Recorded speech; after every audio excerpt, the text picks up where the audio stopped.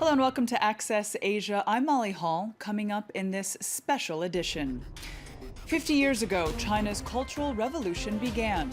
What ensued were years of repression, bloodshed, and turmoil. We look back at that dark decade and its lingering impact. Led by Mao Zedong, the great proletarian cultural revolution aimed to make China a beacon of communism. It would use the masses to destroy the four olds, those old ideas, old customs, old habits, and old culture, and in doing so, solidify Mao's control. But the result was a decade of violence and upheaval. Our Andrew Hillier has more. It was a revolution that would unleash 10 years of violent upheaval across China. On the 18th of August 1966, millions of people converged on Beijing's Tiananmen Square.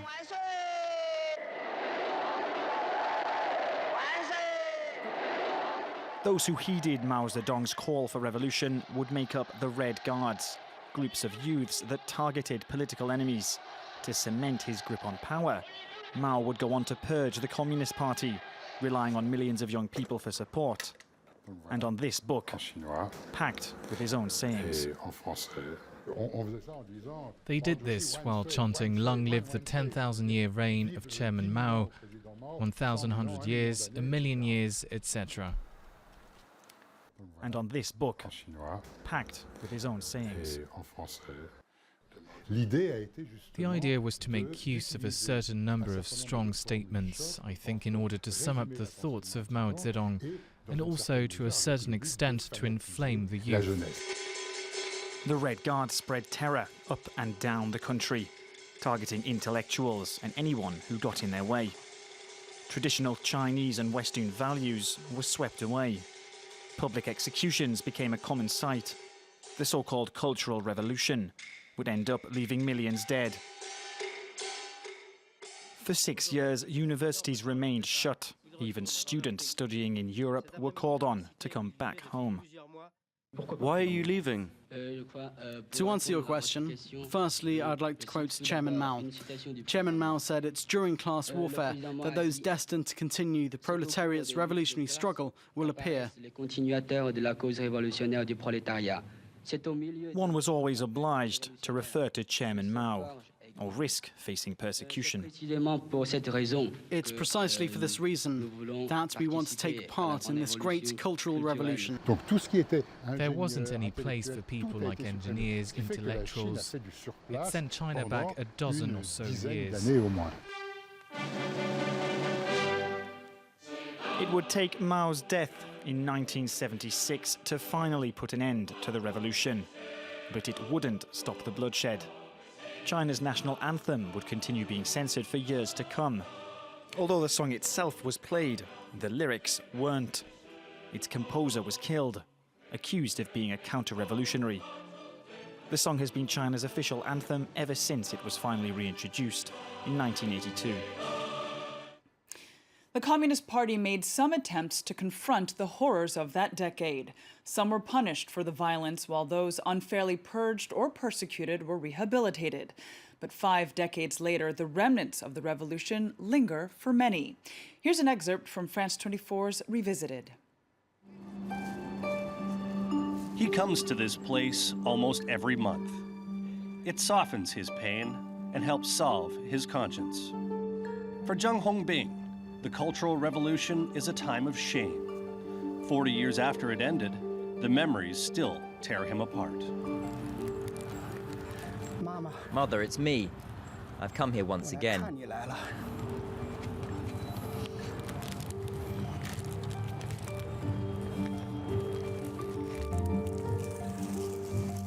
He mourns at his mother's graveside. Every time he's here, he follows the same ritual. Mother, your son, full of shame, is bowing here for your respect.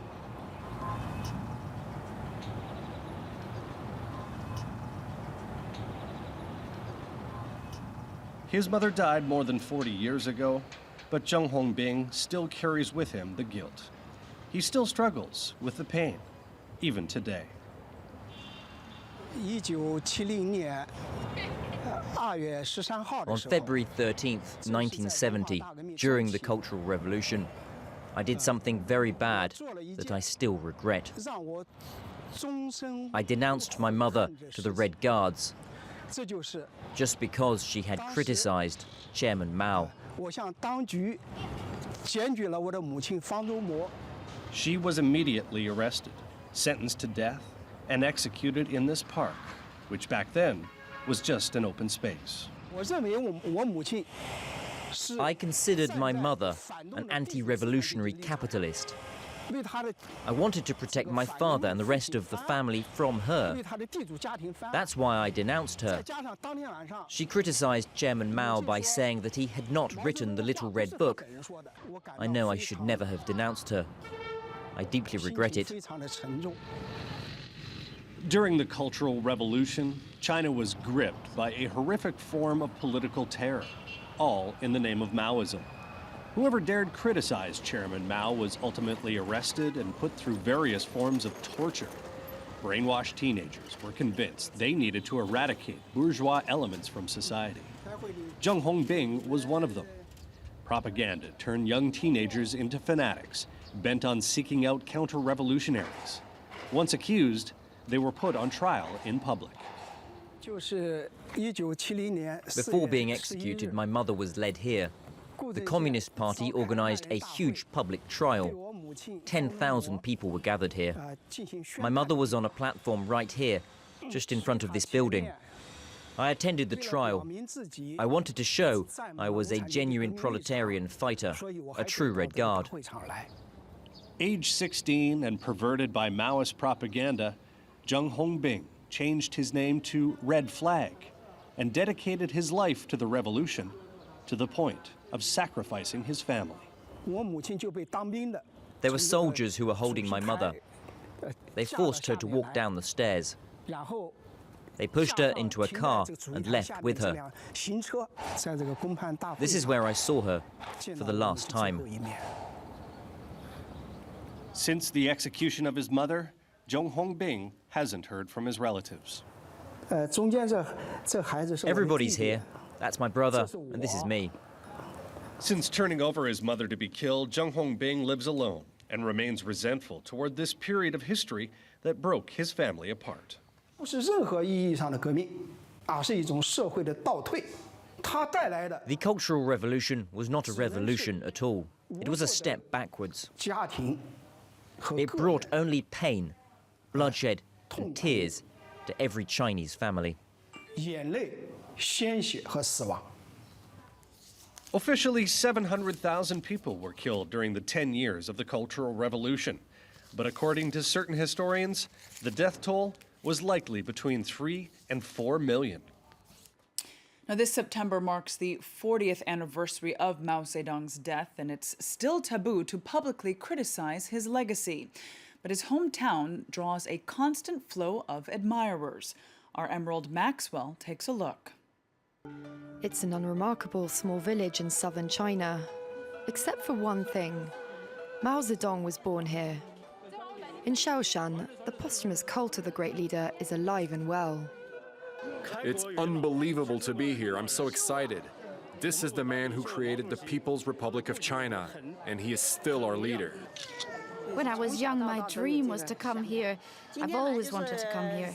Shaoshan attracts around 8 million visitors a year. Here, the father of communist China is still honored as a hero. People make the pilgrimage to pose in front of his former home and a 15-meter bronze statue of him. They'll not hear a word against the man who launched the Cultural Revolution. You think Mao has done bad things during the Cultural Revolution? Don't ask that question. Don't talk about politics. Yes, I agree. You shouldn't ask about this. It's a sensitive question. We should only talk about the good things he did.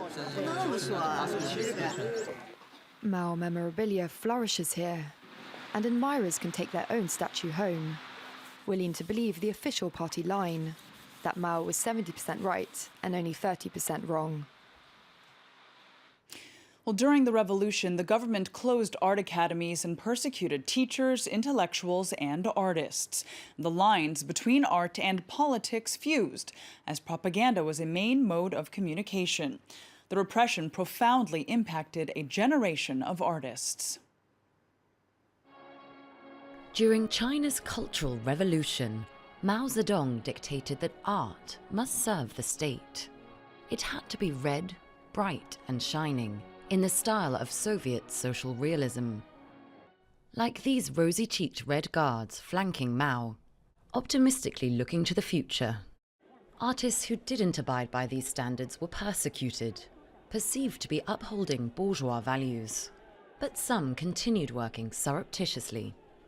Wang Rui was part of a collective of artists known as the Stars, based in Beijing, a group who resolved to thwart censorship.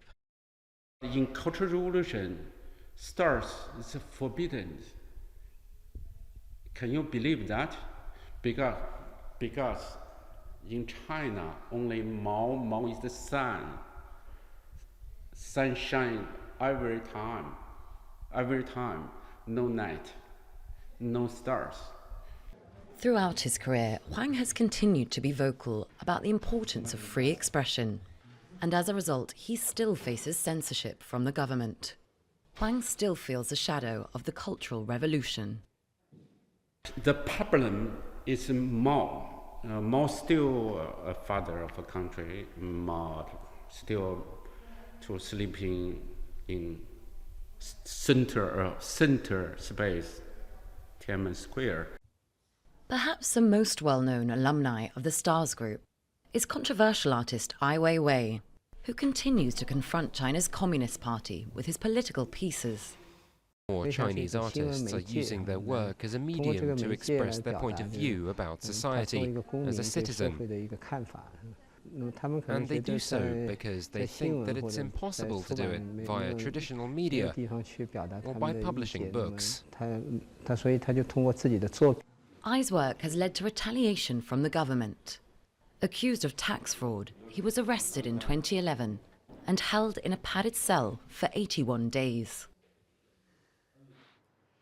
That's it for this special edition of Access Asia. Thanks for joining us. I'll see you again next time on France 24.